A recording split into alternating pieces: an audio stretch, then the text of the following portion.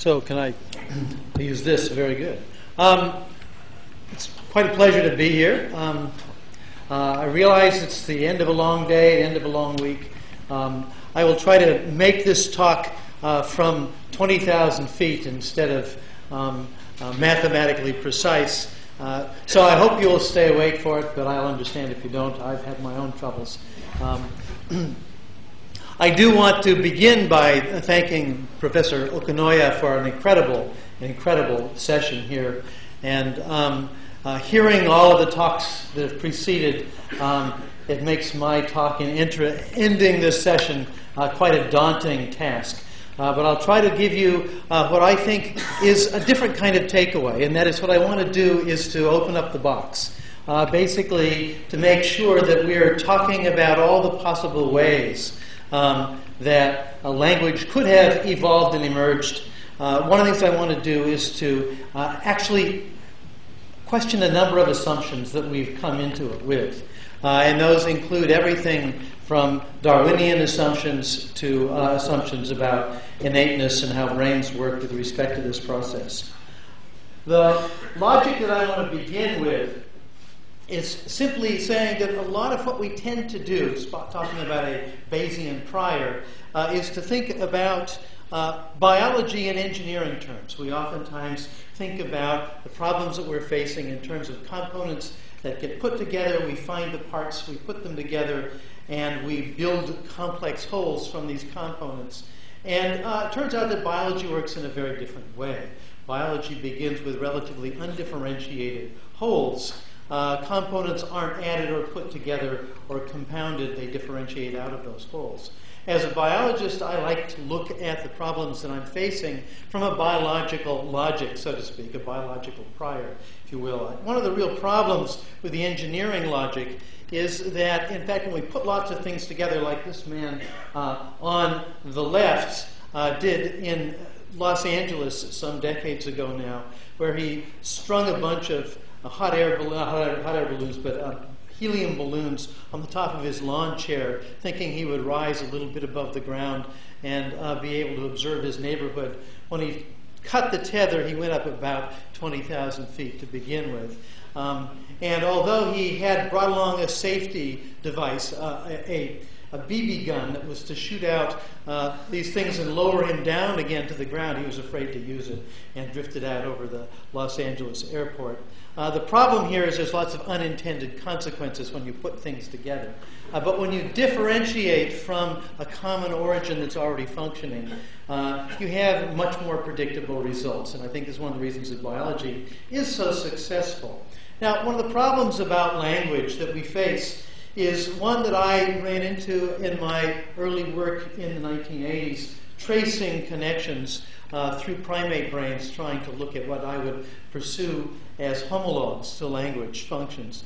In this case, we had already identified areas in which the cerebral cortex was similar to language areas in the cortex, but in fact did not know much about the connectivity. And at the time, connectivity data were fairly new, and it allowed me to sort of do these assessments. And on the left is really work from my PhD thesis back in the early 80s, in which the common color codes represent areas that are highly connected to one another. And you can see that there are some very general patterns that you can make out here in the macaque brain that turned out to predict very well connectivity that we're now coming in contact with when we look at human brains using some of our new techniques down here in the bottom right, using DTI analysis to look at connectivity in brains.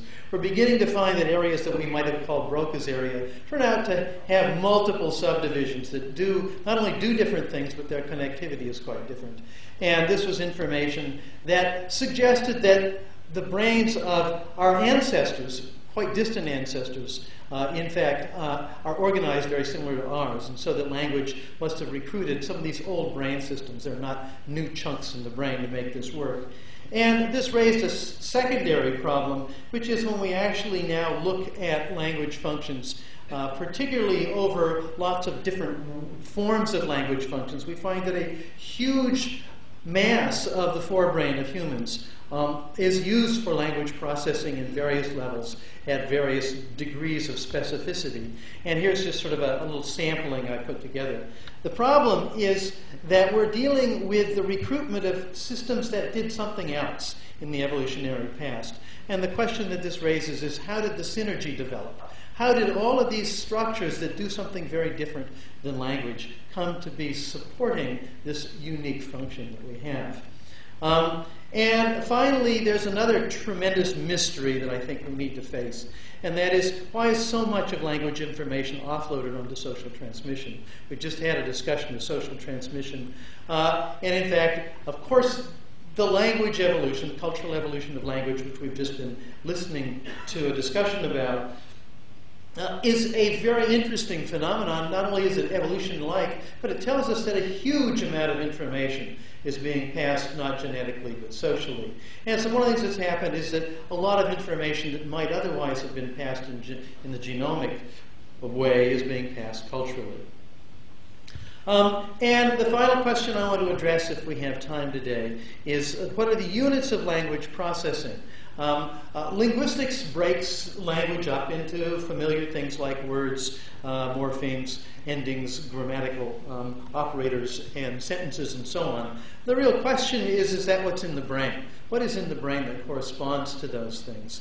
And in fact, are those kinds of chunks that we put together, merge together, or in other ways, to talk about how sentences get constructed, is that the way the brain does it? It's one thing to analyze what we see on the surface as a production of a sentence, for example. It's quite another to ask whether or not the brain is breaking the system up in the same way.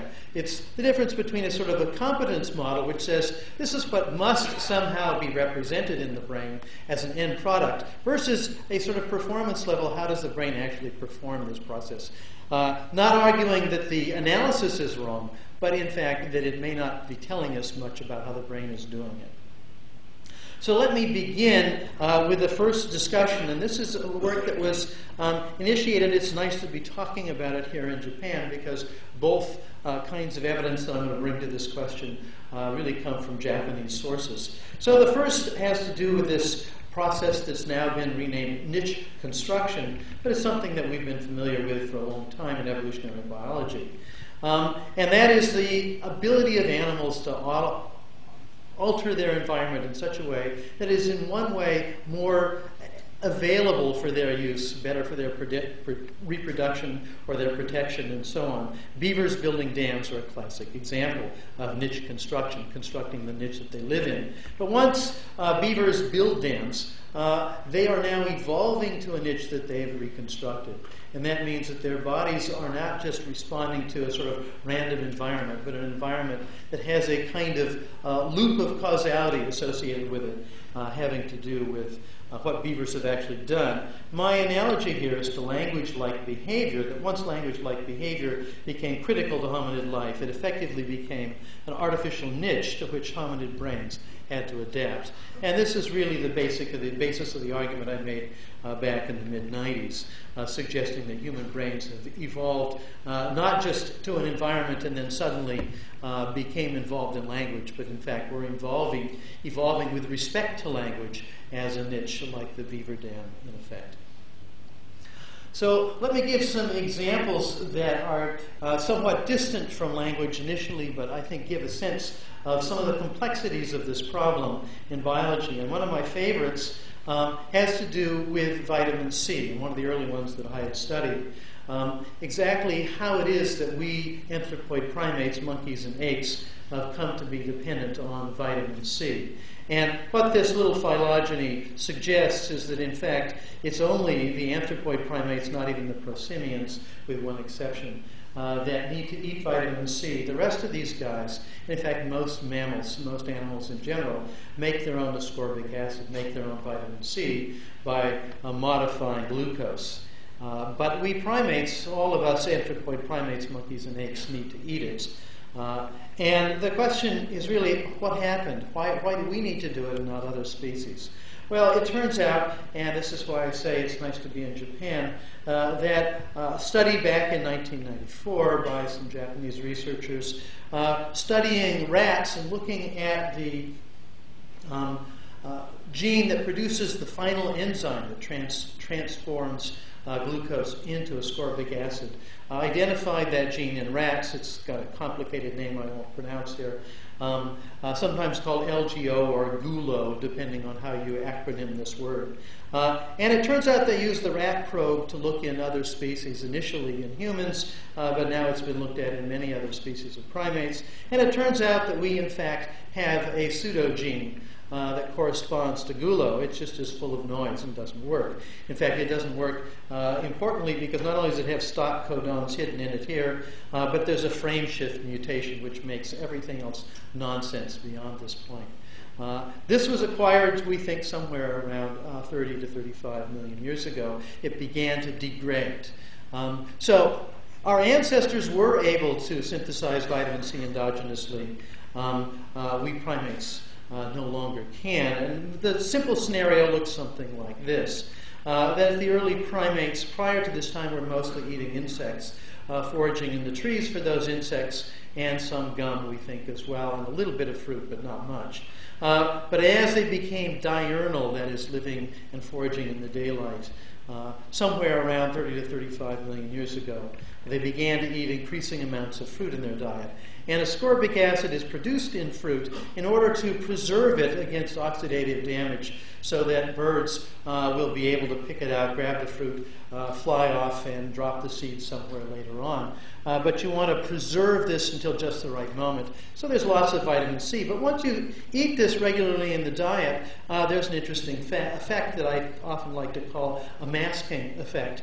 That is, there is now, once you have regular access to fruit, there's not strong selection to maintain this gene production. And as a result, as mutations accumulate, they won't be eliminated by natural selection. Over time, as this persists over long periods of time, the gene will eventually degrade, and that's what we think has happened to this gene and this train that produces vitamin C. The problem is that when this is completely degraded, now you're completely dependent upon fruit. You cannot maintain yourself without this in your diet. The result is that now there's a secondary process. And that secondary process is that any other adaptation that you have, any other phenotypic effect that you have that guarantees the presence of fruit on a semi-regular basis will now come under selection to maintain it. You're effectively addicted to this food source. And that means selection has now moved off of the selection for the antioxidant effects of producing ascorbic acid, have been shifted onto any features of your body that will maintain this now external source. It is effectively part of the niche out there that needs to be part of your body almost. And so there's a kind of a distribution. The way I like to think of it is associated, for example, with one possible change that also seems to be characteristic of we anthropoid primates. That is three-color vision. We were just talking about color just a few minutes ago. We anthropoid primates are the only mammals that really have the kind of color vision that we were just looking at. And in fact, it evolves about the same time, just before the two major primate groups, Old and New World monkeys, split. We see at least one change that occurs in common. They all are the result of gene duplication, in effect. Gene duplication is another example of this kind of effect of which one gene can begin to mask selection on other genes simply by virtue of its duplication. We find that the second mutations that both in Old and New World monkeys happened after the split. I've tried to simulate this, and a simulation is presented down here. Rather than go into this since I'm running a little slow, I just want to talk about what the implications of this are. Basically, developmental resources, physiological resources, or even information that's provided predictably by the environment will tend to shield corresponding sources of genetic information from the purifying effects of natural selection. This means that you'll get degradation, but the degradation that follows will shift selection to any behavioral influences or other physiological influences. There's lots of interesting physiological effects because of our need for dietary vitamin C that also follow. But these will be much more diverse than the original thing that was masked by this kind of effect. My hypothesis with respect to language, drawing an analogy here, is that the symbolic niche that we've constructed, the cultural niche, and as well as the tool-making niche, effectively relax selection on a variety of innate communicative and social processes, as well as cognitive processes. And as a result, it shifted selection to features that favor the successful social transmission. In other words, what needs to be out there is if you've become dependent upon something that has been offloaded, so to speak, you now need to have a different set of adaptations to maintain that new niche, in this case an artificial niche. So in effect, it's a shift, in one sense, away from innateness out to a sort of a learning strategy. The second example I want to give comes from Kazuo Okanoya's lab, and been studying for many, many years. And when he first presented this to me, it jumped right out as another kind of example of a possible case in point. And I'm happy to find that in most cases the prediction I made has come true. We still don't know for sure. And there's many interesting questions behind this. But the simple example that most of you are already familiar with has to do with the white-rumped mooney and the Bengalese finch being the domesticated variant. And the domesticated variant has a somewhat more sonorous song, has much more flexibility in moving components around, and so on. And I don't have to repeat this for many of the people in this room. Whereas the wild species, the various versions of the wild population animals that have been drawn in, have much more stereotypic vocalizations. One of the more interesting things about this, however, is that the Bengalese finch, the domestic animal, spends much more of its acquisition is done by learning, whereas there's much less learning going on, if any, real social learning in the white-rumped mooney. The question is how one became the other, because this is just a breed effect.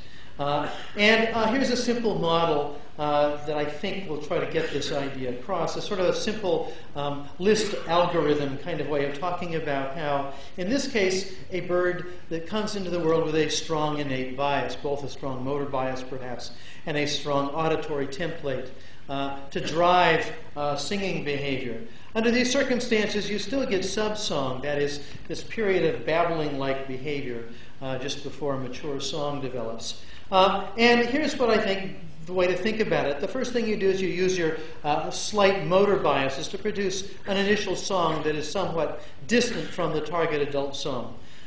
You listen to yourself sing. You compare this to your auditory template bias. You then acquire some sort of difference signal from this based upon the difference what you've heard yourself sing and your auditory bias. You modify your subsong and you sing again and you cycle through this process. In this process, what will happen is you'll converge towards these, in a sense, innate priors in this process. The result is that you acquire a song by listening to yourself sing. This means that a deafened bird will, in effect, produce a rather abnormal song, but any bird, whether isolated or simply being able to hear other birds of this same species sing, will acquire a song that really converges towards these biases. The question is, what happens when you relax selection? When you breed these animals in captivity, not for their singing, but for other traits, and you allow systems to degrade. You allow these innate biases, both motor biases perhaps and auditory biases to degrade. I think a very simple prediction is that the same algorithm will still be at work. But interestingly now, without these biases, what do you have to sort of drive the system? And the answer is that what you still have, if you're in a social group, is you have experience from listening to others. And really the only source of bias now is what's in your auditory system. And that bias is now going to come more from a population. The result is the same algorithm will have you converge not towards these prior biases here, but historically prior biases in the population. And that is what previous singers, what tutors have been producing.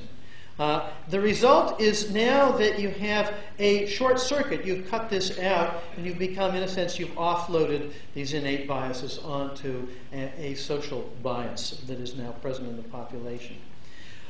What's interesting about this is that social learners involve many more forebrain structures, as most of you probably realize, including a variety of striatal-like structures that are involved in song learning. Whereas, although they're involved somewhat less so, quite a bit less so in those that do not do a lot of vocal learning in the same sense. What we see is that in this process, a transition from a brain in which few forebrain structures are critically involved in song production and learning to one that many, many forebrain structures are involved, many, many connections as well. And the argument I want to make here is that this change in involvement of the forebrain in a complex structure does not necessarily need to be explained by a selection process, but in fact might be well explained by a relaxation of selection. In the same sense that offloading these effects might also occur. Though I won't talk about the simulation I depict down here from Simon Kirby and Brian Ritchie. Simon is here in the audience, can probably describe it better than I can. The basic argument, I think, can be depicted this way. That is, if you begin to decrease if the selection is maintaining, for example, sexual selection or maybe natural selection in a population of many diverse singers, many different bird species, maintains a strong auditory template or motor template bias. In the ancestral species, once you relax this selection, it allows this bias to decline, and as a result, biases that can come from other sources can now become more influential in this process. And the result is some of those biases are outside your body. They're offloaded, so to speak. The biases that were innate have become social, so to speak. The result is, over time, what's transmitted genetically will effectively become much more susceptible to epigenetic influences and learning influences. And effectively, this is that offloading process.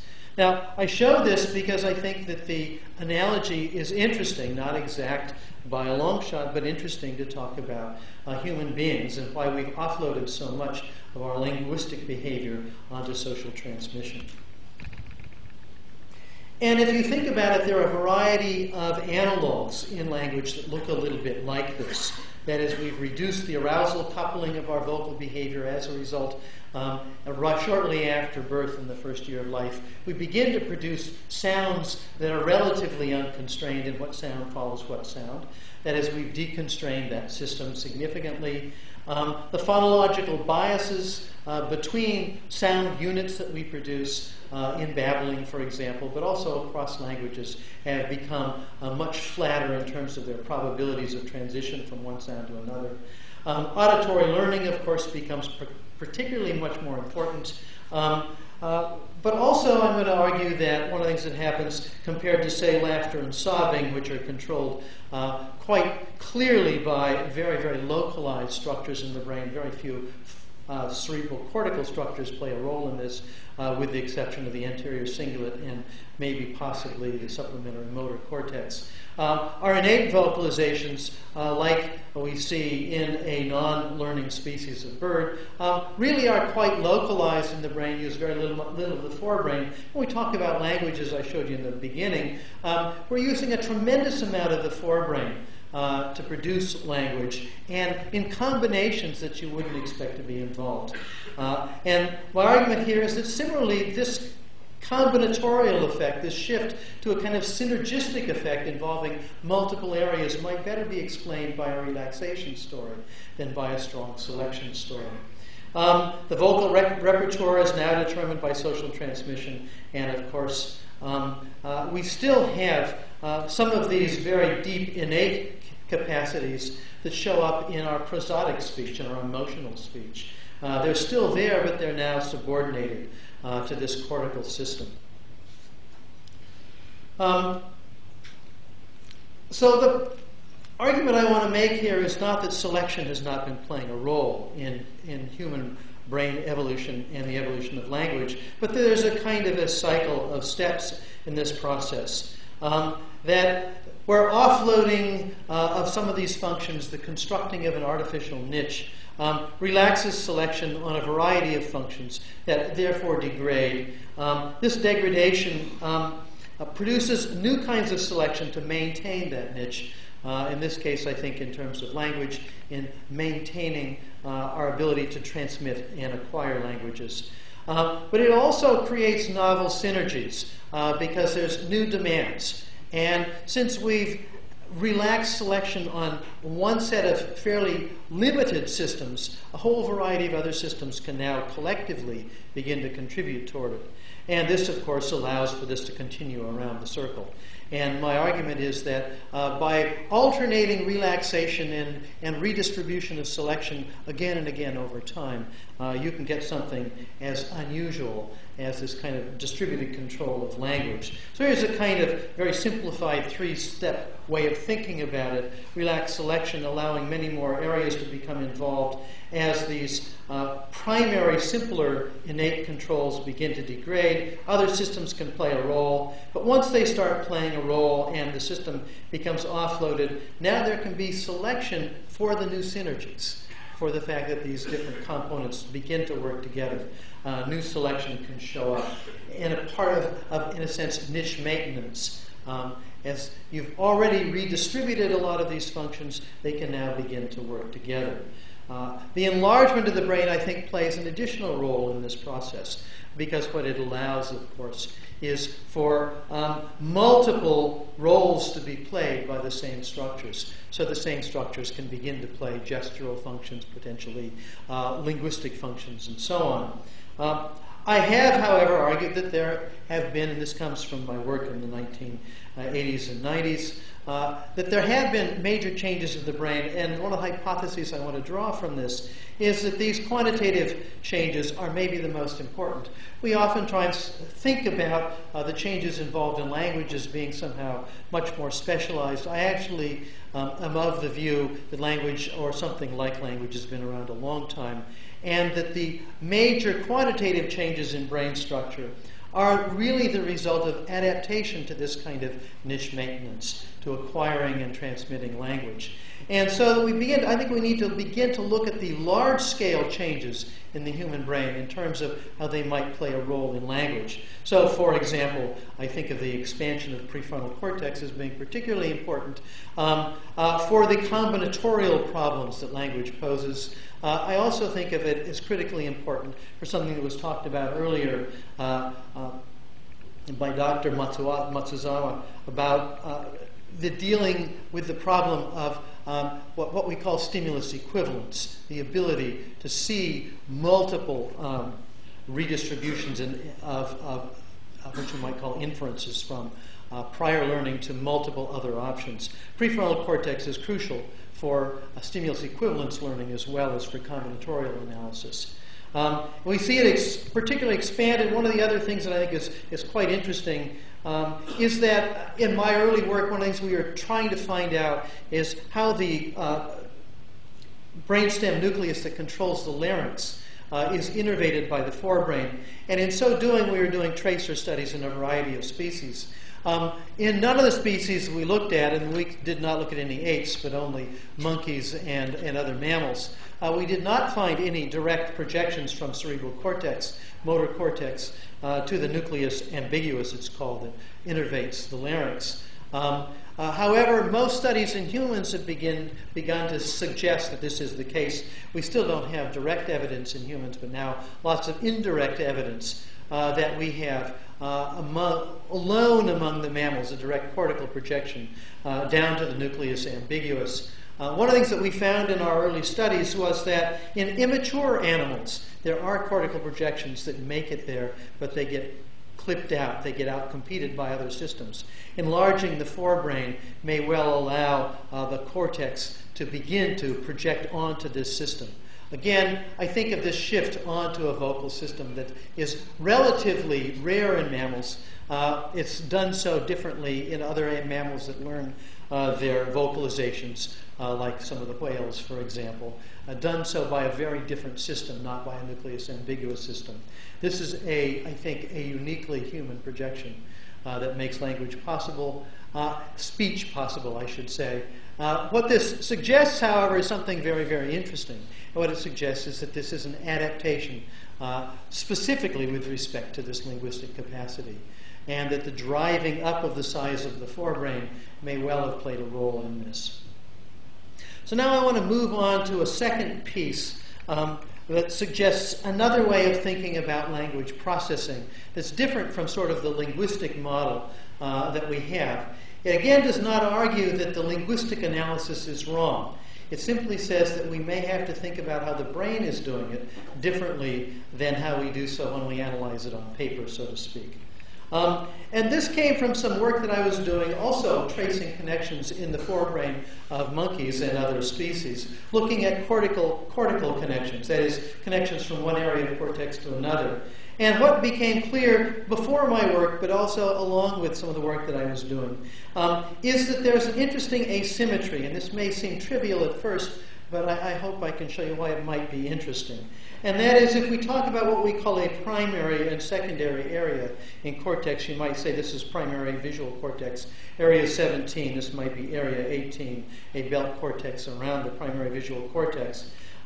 Projections from the thalamus reach both of these areas. They're identified here in green. And what we find is that those projections always end up typically in a little column-like fashion in layers 4 and the lower parts of layer 3, making these nice, neat columns.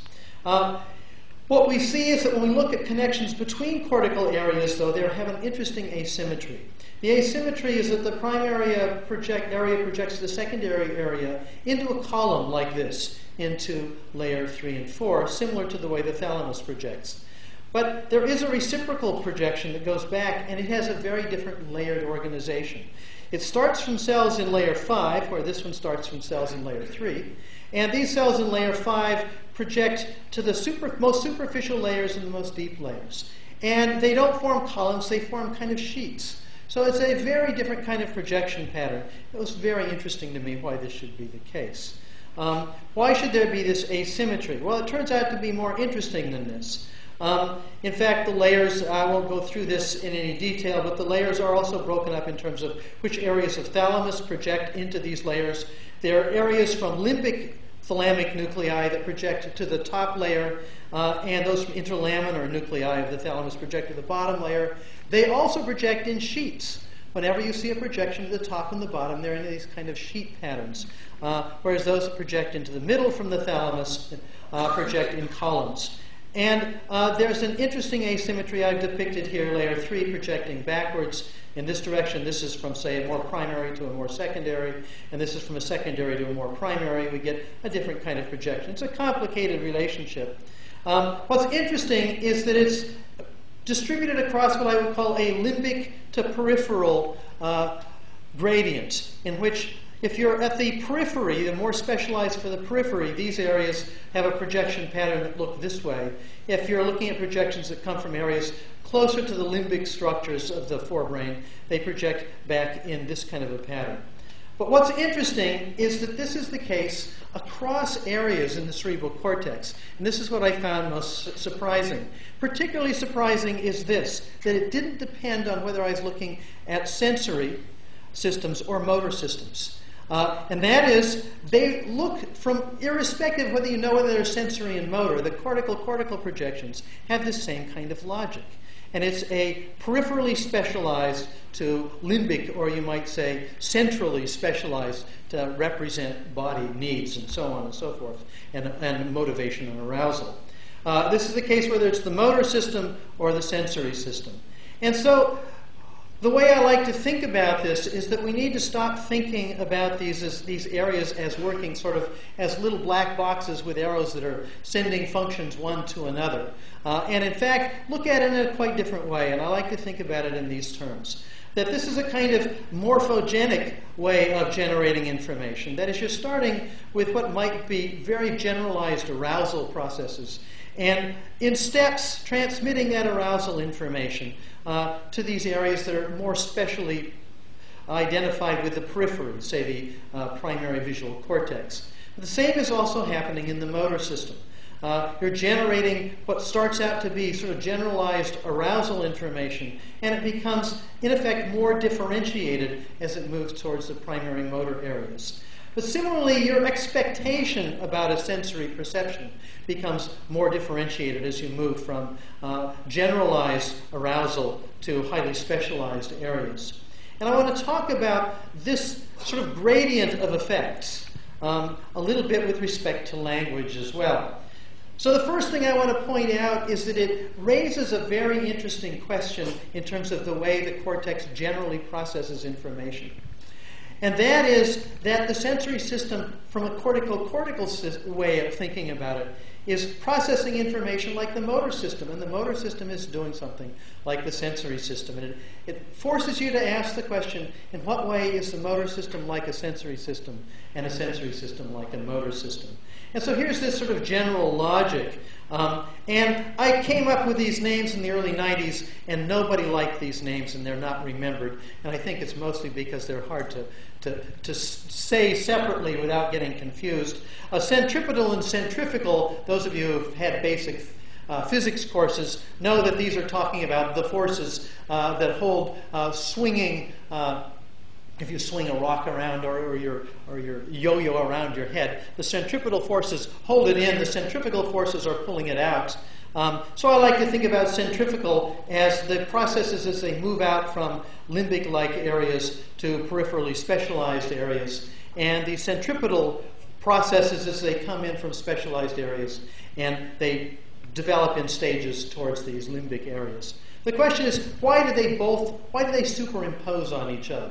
And the way I like to think about it can go back to this image here, and that is basically, I see that very generalized processes become differentiated as they move in this direction, and those differentiation processes are in effect coming in context with an environment. That environment comes from the outside. It comes from either what you're perceiving, that is selecting on what you're generating and anticipating step by step, or in fact it comes from previous muscle movements that tell you what the next muscle movement can be in this series.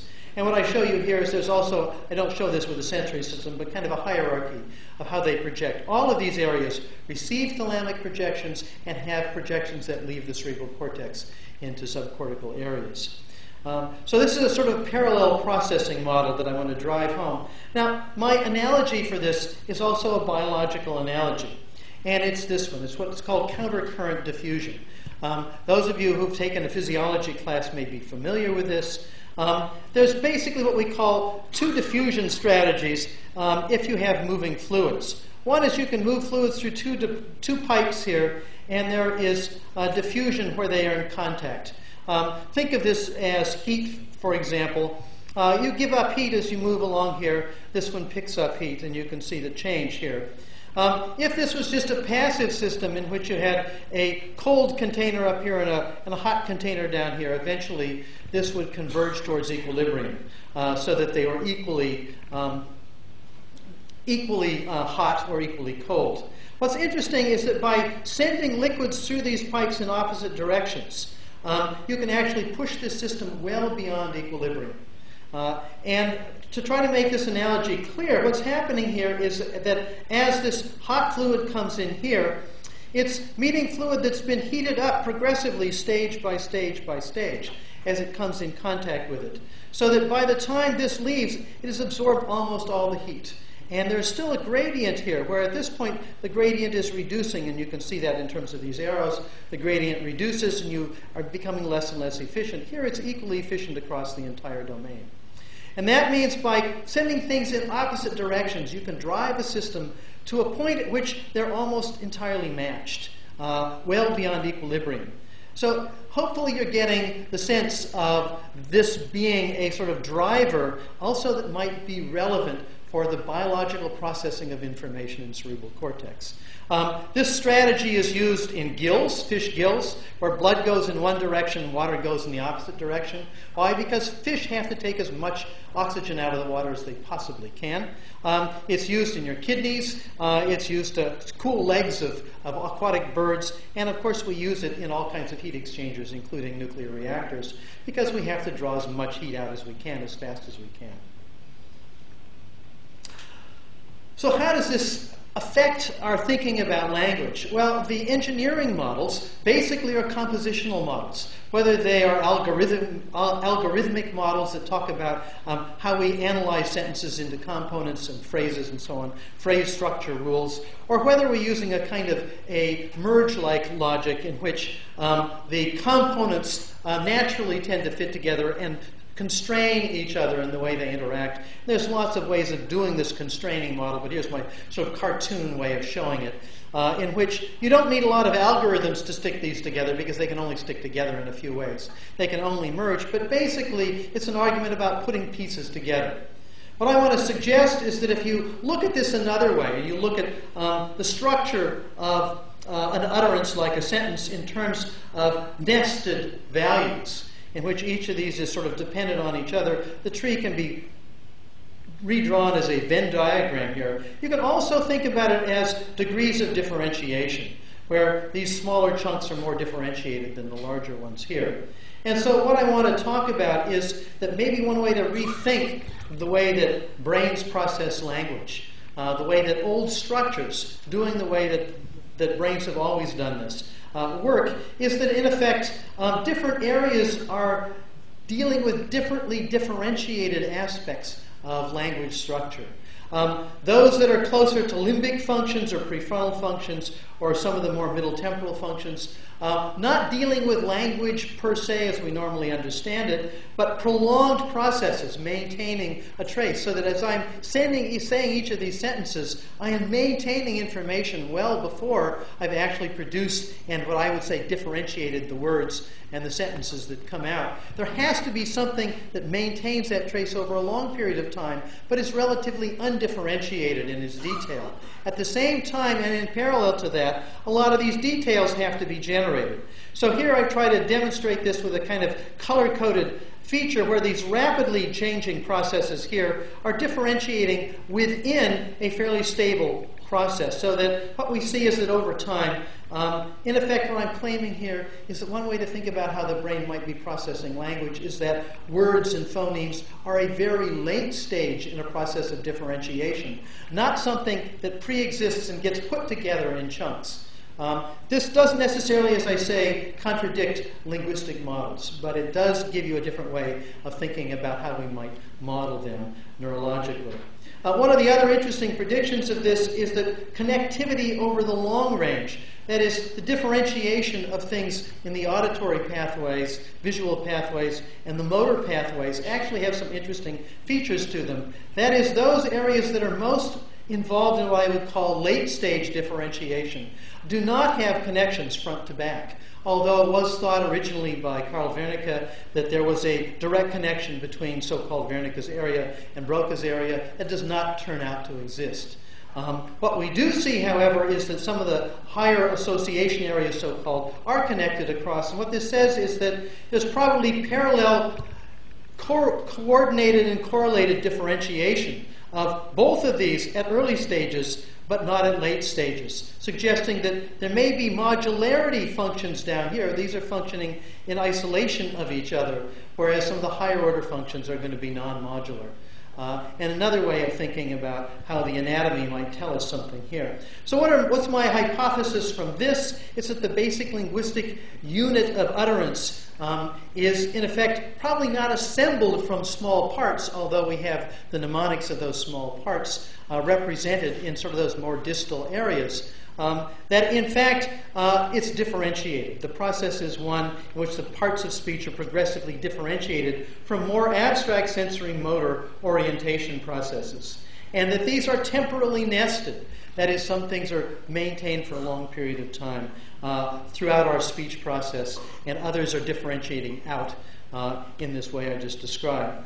Well, let me end with some really far-flung ideas. And this has to do with what I call semiotic constraints. And one of the assumptions is that the regularities in language ultimately have to be somehow evolved. That is, the features are so diverse, the possibilities are so many, that there really needs to be a process that really winnows these down, whether it's evolution or some kind of sudden event in our previous evolution that created a template that language just has to fall into.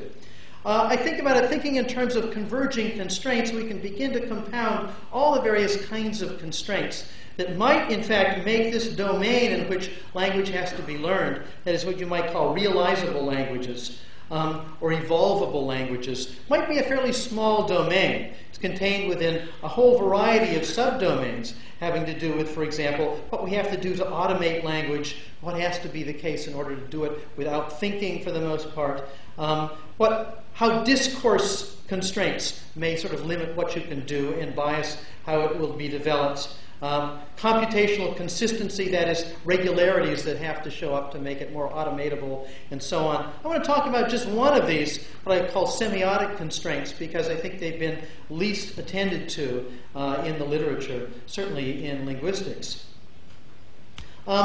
So the first thing I want to say is that a well-formed proposition, that sentences in general have something interesting about them that we've recognized as universal across languages. They have a kind of dyadic structure. You can't have just one kind of word, so to speak. You need something that corresponds to a subject or a verb, a predicate, an argument, a topic, a comment, and so on. That is, two different kinds, at least, of operational units in language. And if they're not there, they have to be prefigured in the context, for example, as in they are in sort of sudden utterances like fire and so on. The grammatical roles, I don't think, and most people would argue, don't obviously correspond to interesting agent and patient, action, object, where and what roles, although in certain cases they are more or less like this. What I want to argue is that, in effect, these things are quite ubiquitous for another reason, and that they may underlie this grammatical requirement. My comparison, my analogy is to prime numbers in mathematics. Prime numbers are discovered. Once you develop subtraction, and then you figure out that you can iterate subtraction, there are going to be exceptions to the problem of iterative subtraction, and those are the prime numbers. No matter whether we discover it on Earth or somebody discovers it on some planet elsewhere in the galaxy, they will discover prime numbers. My argument here is that linguistically this dyadic structure may have to do with what I call the constraints on indexicality. We heard a lot about indexicality demonstratives in DXs this morning, and I want to just play on this a little by talking about different kinds of indices, in part because indexicality is really the rule in most animal communication. Symptoms, calls, do-flaps here, and so on, pointing, obviously, a highly specialized variant of it that shows up in human beings. But samples are also indices in this sense. What I want to argue is that, in fact, the constraints on indexicality tell us some interesting things about syntax and grammar. And I'm just going to pick one of these features. And I'm going to argue that immediacy is crucial. To index something, it has to be in a part-whole kind of relationship, an immediacy, temporal immediacy, expectation immediacy, or physical immediacy, like pointing to something physically or pointing to something at a distance. What I want to say, in language, we have similar constraints, and I think they're inherited by our grammars. Let me just skip past this piece here and just talk about the problem of symbolic reference. Words don't refer to things. Names refer to things. Words refer, basically, as we all know, to some point, however you want to conceive of it, in a what you might call a lexical network, a network of meanings or references or concepts, so to speak. As a result, they don't actually refer to things in the world unless they're names. And this has given rise to this notion that arbitrary reference is the basis of language. What happens, however, is that we can take these abstract relationships that point to a position in an abstract network and link them to things in the world by virtue of indices. And I want to say we do this quite simply. One of the ways I can do it is I can point to this being hard. Hard by itself doesn't accomplish anything, but if I do this or point and say hard, the combination of that symbol, which refers to an abstract position, so to speak, and the index coexisting together in time now allows me to refer to something with this abstraction.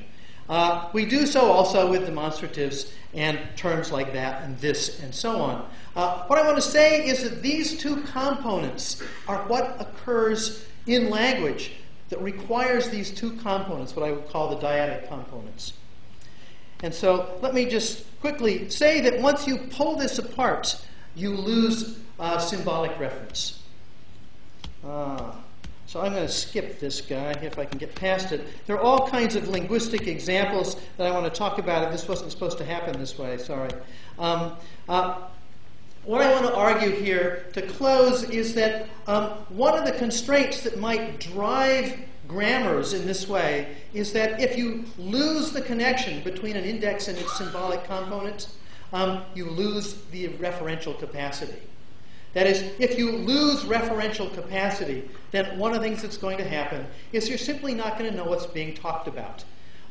This means you're not going to be able to communicate it, or you're not going to be able to understand it. My argument here is that this minimal dyadic feature that corresponds to effectively all languages may be the result of this simple process. So let me just end with this, that my argument here is that it may give us a different way to think about language acquisition. If there are more semiotic constraints like this, and I think there are, in fact, it means that acquiring knowledge of these grammatical constraints is not like learning rules, nor is it like mapping to an innate model. Young children are going to make good guesses for referential reasons.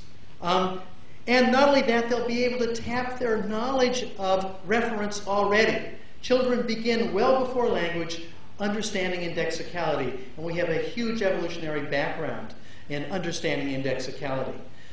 We have predispositions to point and understand that we've heard about today as well, that make it so that this is a strong predisposition for humans. And what I want to say is that ultimately this radically reduces the domain of what I would call referentially useful grammars. That is, the domain is quite small, and children will discover these rules. They won't induce them. They'll discover them by virtue not of learning rules and exceptions, but of failure of reference. And so let me just end, since I'm now way over time. I was afraid that it would happen.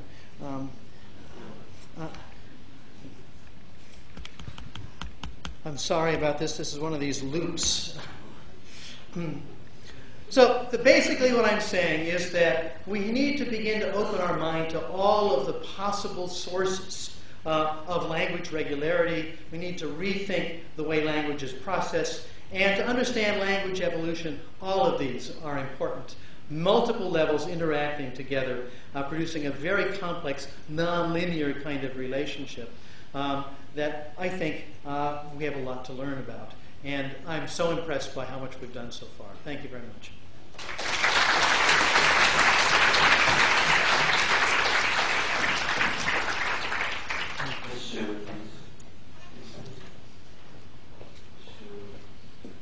Simon.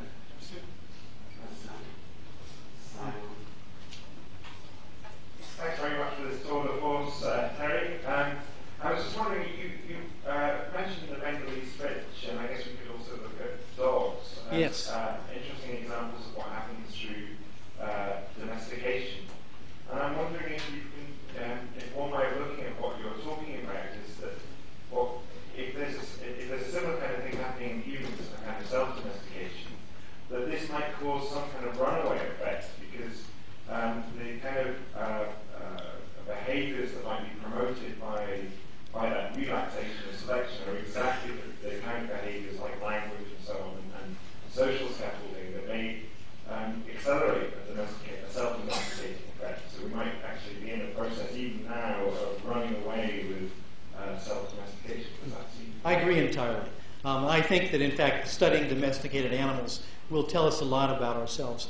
We're already beginning to understand that our genome looks like a domesticated genome with lots of pseudogenes and so on showing up, compared to chimpanzees. I like to think of us as a genetically degraded chimpanzee in that respect. But what that means is we've offloaded a great deal. But that also explains a lot of the variability we find in human societies, not just language, but even the control of reproduction, which is one of those areas in evolution that's generally the most tightly controlled. We've offloaded a lot of that to cultural processes, and which we can find marital practices and child-rearing practices of incredible variety in human societies. I think that the variability of human societies actually attests to this kind of self-domestication that's gone on. I think one of the other things that happens with this is that a de-differentiated organism, that is, has lost some genetic differentiation, will look a lot more like a younger animal.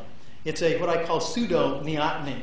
That is, once you lose differentiation, you look like an animal that's not differentiated as much. And in fact, one of the things that's been characteristically commented about our own species is that we look very much like a neotenous ape.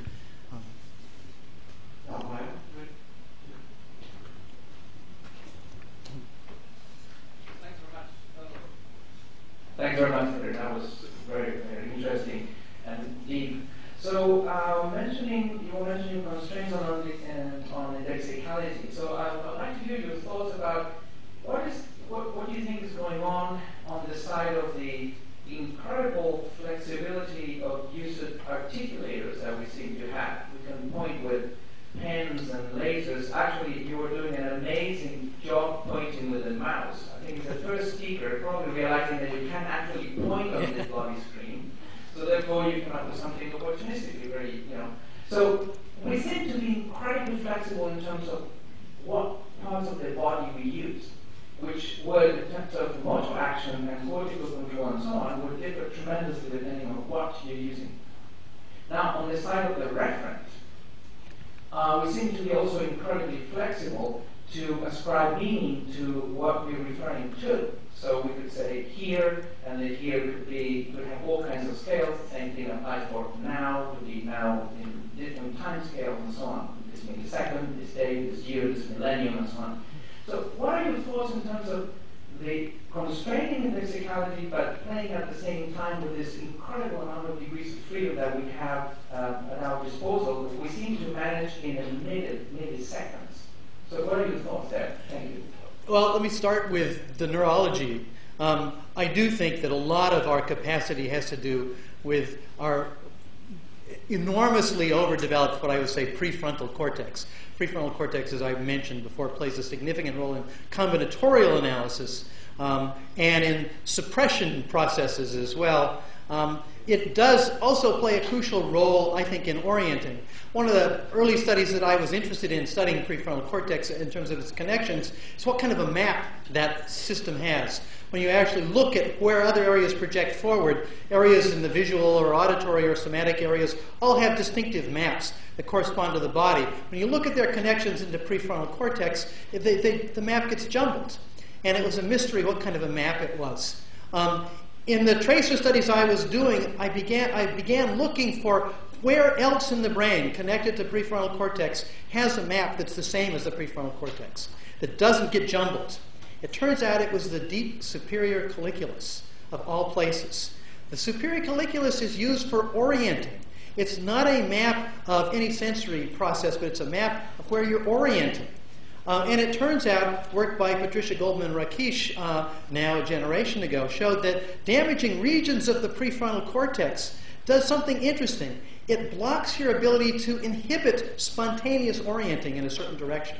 So if you're told not to look over here, but a bright light shines over here, suddenly flashes, your eyes will tend to spontaneously go there. That's your superior colliculus at work. If your prefrontal cortex is working well and you're trying to resist that, you can. But a damage in a particular position in prefrontal cortex that corresponds to that position off of what I'm attending to actually will allow you, so you can't inhibit that behavior. So I think the prefrontal cortex is playing a crucial role, and it's one of the areas that's, I think, most altered in human brains. And my guess is that a big part of it has to do with our indexicality. So there's a lot of other pieces to it, but I've gone on too long with that.